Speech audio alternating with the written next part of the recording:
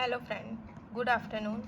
मैं रिचा राय आज आपके सामने एसिड्स की प्रॉपर्टी के बारे में डिस्कस करूंगी। इससे पहले वीडियो में मैंने आपको एसिड्स के बारे में बताया है और एसिड्स के टाइप्स के बारे में बताया है। देखिए, जैसे एसिड्स हैव अ सोर टेस्ट, एसिड हैव अ सोर टेस्ट, यानी एसिड का जो टेस्ट होता है वो खट्टा होता है। एसिड स्वाद में हमें खट्टे लगते हैं। दूसरी प्रॉपर्टी क्या है, acid can turns blue litmus to red. हम एसिड्स को ब्लू लिटमस से रेड में कन्वर्ट करते हैं। ये मैंने आपको पहले वीडियो में अच्छे से एक्सप्लेन किया है। तीसरी प्रॉपर्टी क्या होती है, acid solution conduct electricity. Acid solution electricity क्यों कंडक्ट करते हैं ये मैं आपको बताती हूँ। क्योंकि एसिड सॉल्यूशन जो है वो वाटर में डिसॉल्व होते हैं और डिसोसिएट होते हैं आयन के फॉर्म में, और ये आयंस जो होते हैं वो इलेक्ट्रिक करंट को कैरी करते हैं। यानी एसिड सॉल्यूशन जो है conduct electricity due to the presence of the charge particles is called ion. Ion की वजह से एसिड सॉल्यूशन जो होता है वो इलेक्ट्रिसिटी को कंडक्ट करता है। जैसे HCl, H plus plus Cl minus, ये आपका आयंस है, और इसकी ये जो आयंस है ये वाटर में डिसोसिएट्स होने के बाद ये आयंस जो आए हैं, चार्ज पार्टिकल्स जो हैं, ये जो होते हैं इलेक्ट्रिक करंट को कैरी करते हैं, और ये जो है आपका इलेक्ट्रिसिटी कंडक्ट करता है। फोर्थ क्या है, acid react with metal to form a hydrogen gas and salt. देखिए, जब एसिड जो होता है वो रिएक्ट करता है मेटल के साथ, तो वो एक then salt and hydrogen gas जो होती है वो फॉर्म्ड होती हैं। ये आपको मैं एग्जांपल से समझाऊंगी। जैसे मान लीजिए हम डाइल्यूट सल्फ्यूरिक एसिड को लेते हैं। When dilute sulphuric acids react with a zinc, जैसे जिंक से जब वो रिएक्ट करेगी तो जिंक जो है वो हाइड्रोजन को रिप्लेस कर देता है, यानी H2SO4 की जगह हो जाता है ZnSO4। ZnSO4 plus H2 gas जो होती है वो फॉर्म्ड होती है। इसका मैं एक क्वेश्चन आपको दिखाती हूँ। जैसे when a dilute H2SO4 react with a zinc metal then a zinc sulphate and H2 gas are formed. Zn, zinc जो है वो एक मेटल है, H2SO4 जो वो एक्वस सॉल्यूशन है, ZnSO4 एक्वस सॉल्यूशन जो है सॉल्ट का बनता है, प्लस H2 गैस फॉर्म्ड होती है। ये क्यों होती है? क्योंकि जिंक जो होता है वो अधिक रिएक्टिव होता है हाइड्रोजन से। Zinc is more reactive than hydrogen. H2 जो है वो जो है जिंक से लेस रिएक्टिव है। इसे मैं आपको रिएक्टिविटी सीरीज के माध्यम से समझाऊंगी। दूसरा क्या है, 2HCl, एग्जाम्पल देखते हैं। दूसरा 2HCl प्लस Na, यहाँ पर भी Na जो है वो H को रिप्लेस कर रहा है, यानी NaCl प्लस H2 गैस जो होती है फॉर्म्ड हो रही है।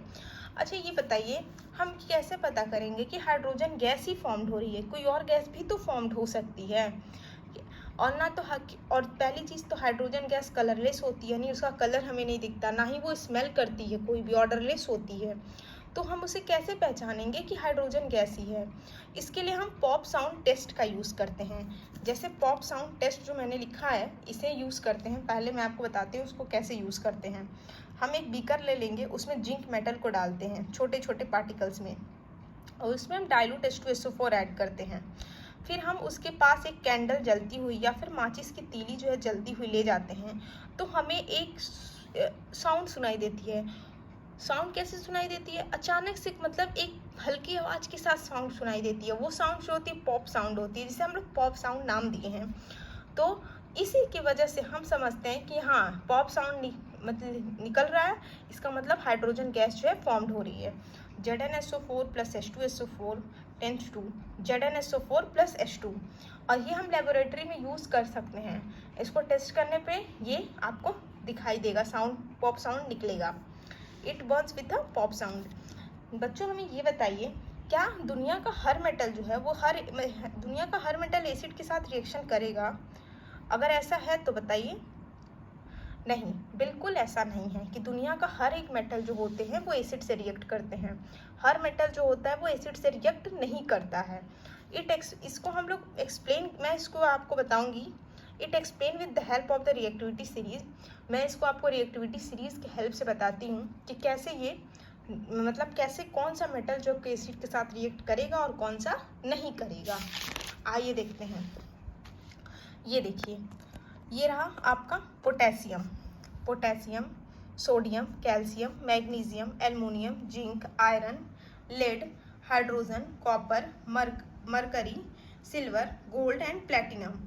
आपका पोटेशियम जो होता है वो मोस्ट रिएक्टिव एलिमेंट होता है रिएक्टिविटी सीरीज का, और प्लेटिनम जो होता है वो आपका लिस्ट रिएक्टिविटी एलिमेंट होता है। इसको याद करने के लिए बहुत सारे लोग अपनी अपनी ट्रिक यूज़ करते हैं, जैसे कि मैंने भी एक ट्रिक बनाई है। देखिए, के से केदार, एन से नाथ, केदारनाथ, का माली, आलू, जरा फीका पकाता है। इसके बाद से ये हाइड्रोजन तक आपके हैं। कॉपर के पास से छोड़ो, सी, चाप, चाप से हम लोग चाप यहाँ से सीधे यूज़ करते हैं, चाप, सी कॉपर, एच मरकरी, ए सिल्वर, ए गोल्ड और पी प्लेटिनम। यानी केदारनाथ का माली आलू ज़रा फीका पकाता है, छोड़ो चाप खाते हैं। इस ट्रिक से भी आप याद कर सकते हैं ये, और आप अपनी भी ट्रिक यूज़ कर सकते हैं। बस आपको अपने याद रखने के लिए कोई भी ट्रिक यूज़ करनी है क्या, ताकि आपको रिएक्टिविटी सीरीज जो है वो आसानी से याद रहे। इस रिएक्टिविटी सीरीज में जो एलिमेंट ऊपर होगा वो मोस्ट सबसे उससे नीचे वाले एलिमेंट से वो ज़्यादा रिएक्टिव होता है। आइए मैं आपको बताती हूँ कि आपको कैसे हेल्प करते हैं आपके मेटल और एसिड के रिएक्शन में। जैसे देखिए, CuSO4 प्लस आयरन, आपका आयरन जो है वो कॉपर को रिप्लेस कर रहा है और बन रहा है आयरन सल्फेट प्लस कॉपर। ठीक है, यहाँ पे आयरन ने तो कॉपर को डिस्प्लेस कर दिया, लेकिन क्या कॉपर आयरन को डिस्प्लेस कर पाएगा? नहीं। ऐसा है क्यों? क्योंकि रिएक्टिविटी सीरीज में आयरन जो होता है वो कॉपर से ऊपर होता है, यानी आयरन जो है वो कॉपर से मोस्ट रिएक्टिव है, इसलिए कॉपर को इसलिए वो डिस्प्लेस कर सकता है। लेकिन कॉपर जो है वो आयरन को डिस्प्लेस नहीं कर सकता, क्योंकि कॉपर जो होता है वो लिस्ट रिएक्टिव होता है, वो आयरन को डिस्प्लेस नहीं कर पाएगा। इससे ये हमें समझ में आता है कि जो एलिमेंट ज़्यादा रिएक्टिव होते हैं वही डिस्प्लेस कर सकते हैं, और जो एलिमेंट लिस्ट रिएक्टिव होते हैं वो अपने से अधिक रिएक्टिव एलिमेंट को डिस्प्लेस नहीं कर सकते हैं। इस तरह हर मेटल जो है वो हर एसिड के साथ रिएक्शन नहीं देगा। जैसे यहाँ पे आयरन सल्फेट जो है वो एक आपका एसिड है, और कॉपर जो आपका मेटल है, लेकिन यहाँ पे रिएक्शन नहीं होगा। इसलिए दुनिया का हर एक मेटल जो हर एक एसिड के साथ रिएक्ट नहीं कर सकता है।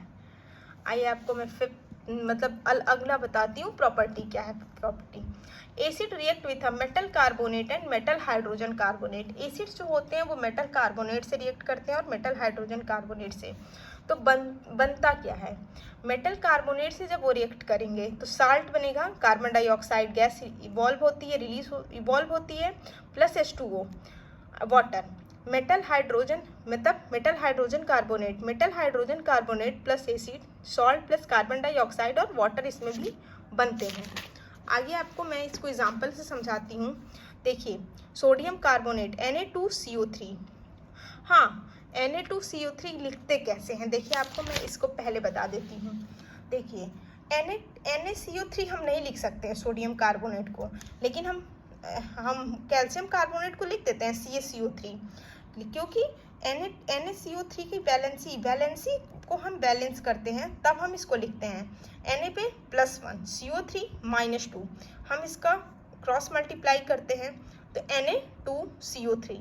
वैसे ही कैल्शियम हाइड्रोजन कार्बोनेट को हम लोग देखिए CaHCO3, सोडियम बाइकार्बोनेट भी इसे हम कहते हैं। ये देखिए Ca+2 इसकी वैलेंसी है, HCO3 -1 है, इसको हम लोग क्रॉस करेंगे CaHCO3, यानी कैल्शियम बाइकार्बोनेट आपका ये है। आइए आपको दिखाते हैं example. Na2CO3 + 2HCl aqueous 2NaCl aqueous plus CO2, ये आपका एग्जाम्पल है। NaHCO3 + HCl एक्वस, ये आपका एक सॉल्ट बनता है, NaCl, CO2 गैस निकलती है प्लस H2O। तो हम यहाँ पे ये भी देखेंगे जैसे हमने हाइड्रोजन के लिए टेस्ट का यूज़ किया, वैसे ही हम कार्बन डाइऑक्साइड गैस के लिए भी तो टेस्ट करेंगे कि आखिर कार्बन डाइऑक्साइड गैस ही निकल रही है ना। इसके लिए हम लाइम वाटर टेस्ट करते हैं कि कार्बन डाइऑक्साइड गैस ही है। लाइम वाटर टेस्ट कैसे करते हैं? देखिए, लाइम वाटर टेस्ट कैसे हम करते हैं।